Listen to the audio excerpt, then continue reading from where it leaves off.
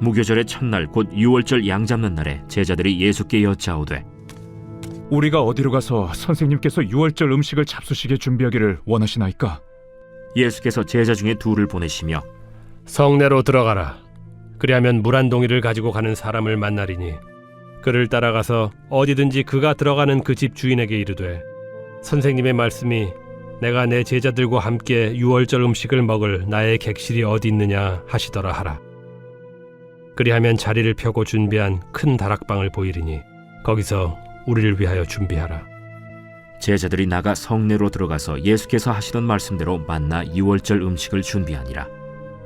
저물매 그 12를 데리시고 가서 다 앉아 먹을 때 예수께서 이르시되 내가 진실로 너희에게 이르노니 너희 중에 한 사람 곧 나와 함께 먹는 자가 나를 팔리라. 나는 아니지요. 저도 아닙니다. 그들이 근심하며 하나씩 나는 아니지요 하고 말하기 시작하니 그들에게 이르시되 12 중에 하나 곧 나와 함께 그릇에 손을 넣는 자니라. 인자는 자기에 대하여 기록된 대로 가거니와 인자를 파는 그 사람에게는 화가 있으리로다. 그 사람은 차라리 나지 아니하였더라면 자기에게 좋을 뻔하였느니라. 할렐루야. 오늘도 주님의 진리의 말씀이 우리를 살리는 줄을 믿습니다. 우리 본문 요약을 먼저 함께 읽어볼까요? 시작. 무교절 첫날에 제자들이 예수께 어디로 가서 유월절 식사 준비를 하기 원하시는지를 묻습니다. 예수님인 제자 둘을 성내로 보내시며 어떻게 유월절 음식을 준비할지 알려주십니다. 날이 저물어 예수님이 12제자와 식사하시다가 그들 중 한 사람이 자신을 팔 것이라고 하십니다. 오늘 우리 본문의 말씀을 통하여 두 가지 주제로 함께 살펴보고자 합니다. 한 가지는 신적 주권, 하나님의 주권을 우리에게 본문을 통하여서 일러주고 계시며, 또 한 가지 주제는 인간의 자유의지에 따른 그 책임이다 라고 할 수 있을 것 같습니다. 먼저 하나님의 신적인 주권에 대해서 함께 보고자 합니다. 오늘 본문에서 예수님은 단순히 식사 자리를 찾는 분이 아니라 모든 상황을 설계하시는 설계자로서 참 하나님으로서 신적인 능력을 보여주시는 그런 모습으로 등장을 하고 계십니다. 13절에서 보면은 물 한 동이를 가지고 가는 사람을 만나리라 라고 하는 이 예언을 주님은 제자들에게 해주시죠. 그리고 실제로 그 사건이 일어납니다. 하나님이 준비하신 섭리대로, 준비하신 뜻대로 오늘 이 말씀이 이루어지고 있음을 우리는 알 수가 있습니다. 이 일련의 과정은 예수님의 전지성을, 모든 것을 알고 계시는 그 전지성을 보여주고 있죠. 유월절 만찬의 장소조차 결코 우연이 아니었다. 예수님의 세밀한 계획 아래 그 만찬의 자리가 준비되었음을 우리는 알게 됩니다. 다가올 고난에 밀려 떠내려가는 수동적인 그런 희생자가 아니라 모든 상황을 설계하시고 이끄시는 구속사의 주관자로 오늘 묘사되고 있는 것입니다. 예수님은 이제 곧 십자가에 달리신 것이 아니겠습니까? 그 유월절 양 잡는 날에 제자들과 함께 유월절의 음식을 잡수시면서 그 구속사를 이끌어 가시는 그 주도적인 역할 가운데에 주님이 계심을 우리는 알게 됩니다. 우리는 예수님의 이 고난을 많은 사람들의 손에 의하여서 붙잡히고 십자가 못 박히고 하는 이 사건이 일어나지만은 그것은 결단코 그냥 있어서 그냥 떠내려가는 우연의 사건들이 아니라 그 가운데에 주님이 예언의 말씀을 그대로 성취해 가시는 그 주님, 주권자로서 오늘 등장을 하고 계십니다. 유대인에게 이 유월절은 출애굽의 기억이다라고 할 수가 있죠. 그러나 예수님은 이 식사 자리를 자신의 죽음을 준비하는 의식으로 완전히 바꾸어 버리십니다. 단순하게 과거, 우리 선조 때, 조상 때에 하나님의 은혜로 유월절, 그것을 기념하고 기억하는 그 사건, 그 이상의 것으로 예수님이 그 죽으심, 구세주의 그 죽으심, 그 준비하는 그 자리로 주님은 바꾸십니다. 제자들도 12절에서 우리가 어디로 가서 준비하길 원하시나이까? 라고 묻지만 정작 그 자리를 진정으로 준비하고 계신 분은 죽음을 향해 걸어가는 우리 예수님 자신이었다라는 것입니다. 오늘 이 이야기를 통하여서 우리는 우리 삶에서 일어나는 많은 사건들이 있습니다. 그 모든 일들이 우연처럼 보일 수가 있습니다. 그냥 지나가는 하나의 사건으로 보여질 때가 있습니다. 그러나 그 가운데에 하나님의 세심한 간섭, 그 섭리 아래 이 모든 사건들이 우리의 삶 가운데 있음을 우리는 기억을 해야 됩니다. 내가 모르는 곳에서 하나님은 나를 위한 오늘 그 다락방, 그 자리를 우리에게 예비해 주고 계시다라는 것이죠. 나의 삶의 부분마다 내 손이 닿는 그곳마다, 발길이 닿는 그곳마다 하나님이 예비하심과 준비하심이 그 자리 가운데 있구나.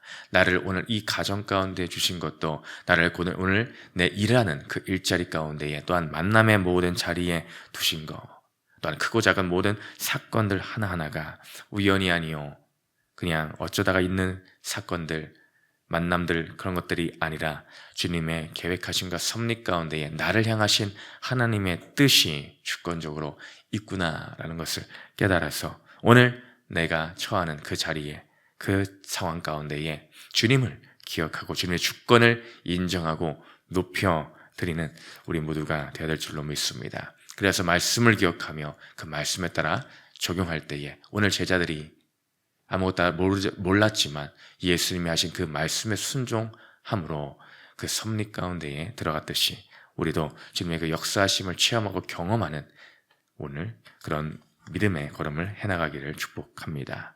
또한 우리 두 번째로 볼 수 있는 것은 인간의 자유의지와 책임에 대한 영역입니다.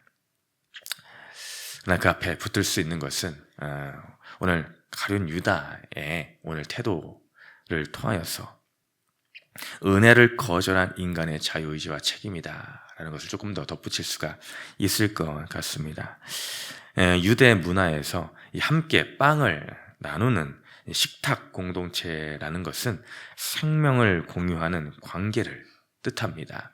단순히 오늘날의 우리나라 문화에서 먹는 식사의 자리, 그 이상의 의미를 가진 것이 이때 당시의 유대 공동체의 식탁 문화였다라고 할 수가 있습니다.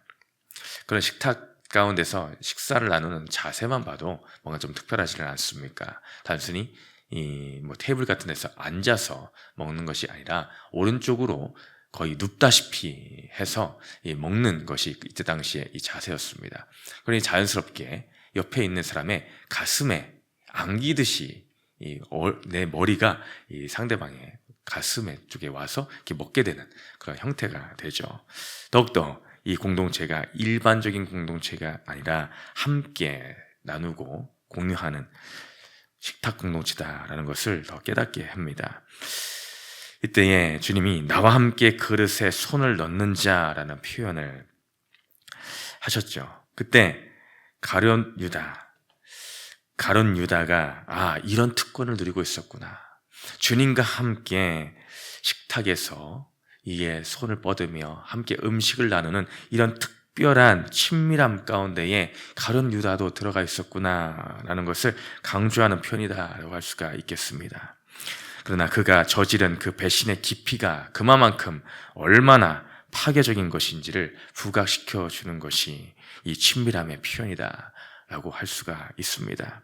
예수님은 이 배신이 하나님의 계획 안에 있음을 알고 계셨지만 동시에 가룟 유다의 선택에 대해 차라리 나지 아니하였더라면이라며 엄중하게 그의 행동을, 그의 선택을 경고하고 계신 것입니다. 유다의 배신이 구원 역사의 도구로 쓰였다고 해서 그의 악한 선택이 정당화되지는 않습니다. 하나님은 악인의 선택까지도 선한 결과를 위해 사용하시지만 그 선택을 내린 주체는 반드시 그에 따른 영적 책임을 지게 된다라는 것이죠. 가룟 유다는 주님과 가장 가까운 곳에 있었지만 자신의 욕망을 우선순위에 두었기 때문에 내가 지금 주님과 같은 그릇에 손을 넣고 있으면서도 그것이 지금 무슨 짓을 내가 지금 하는지 정작 깨닫지를 못하고 있었습니다. 자신의 욕망의 눈이 멀은 나머지 내가 지금 이 식탁에 존귀한 이 자리가 어떤 자리임을 까마득히 잊어버리고 말게 되었다. 마음은 딴 곳에 가 있었다. 오늘 우리가 주님을 믿는다라는 이 놀라운 공동체 가운데 주님이 나를 불러주셔서 그 자리에 있을 수 있는 자격을 주님이 우리에게 주신 것입니다. 내가 무엇이 잘나서 12제자를 부르신 것을 보십시오. 무엇이 뛰어나서 부른 자가 없습니다. 죄인 중에 거하는 자들, 아무것도 가진 자가 없는 자들, 내세울 것이 없는 그런 자들 주님이 부르셔서 제자를 삼아주시지를 않았습니까? 근데 그 은혜를 까마득히 잊어버리고 내가 주님의 이 놀라운 공동체, 믿음의 공동체 가운데에 구원의 반열에 들게 하심을 까마득히 잊어버리고 내가 지금 딴 생각을 하고 있다. 내 손은 그릇에 넣고 있으면서 내 머릿속에는 지금 예수를 팔려는 헛된 생각을, 지금 죄악의 생각을 하고 있는 것은 아닌가. 예수님을 배신하고 부인하는 그 자리에 있을 생각을 내 머리 가운데는 하고 있지는 않는가 라는 것입니다.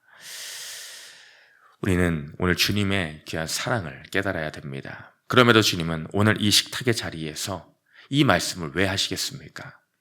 가룟 유다를 향한 주님의 사랑입니다. 그럼에도 불구하고 그에게 돌이킬 수 있는 그 마지막 기회를 주님께서 가룟 유다에게 던져주시는 것입니다. 그러니까 지금 무엇을 하려 하는지를 지금 직면시켜 주시는 것입니다. 이 말씀을 듣고 깨달아 돌이키기를 원하시는 그 아버지의 마음, 예수의 그 사랑의 그 마음이 담겨 있지만 그는 돌이킬 생각이 없는 것이죠. 얼마나 안타까운 일입니까? 주님께서 우리에게 기회와 찬스를 주실 그때에 우리는 합리화하거나 변명하는 것이 아니라 그 즉시 방향을 틀 수 있는 그 용기를 달라고, 믿음을 달라고 오늘도 우리는 주님께 부르짖으며 기도하며 나아가야 될 줄을 믿습니다. 이 사순절 기간 이제 곧 고난주간에 들어가게 됩니다. 다음 주부터는 이제 고난주일 특별 또 기도회가 열리게 됩니다.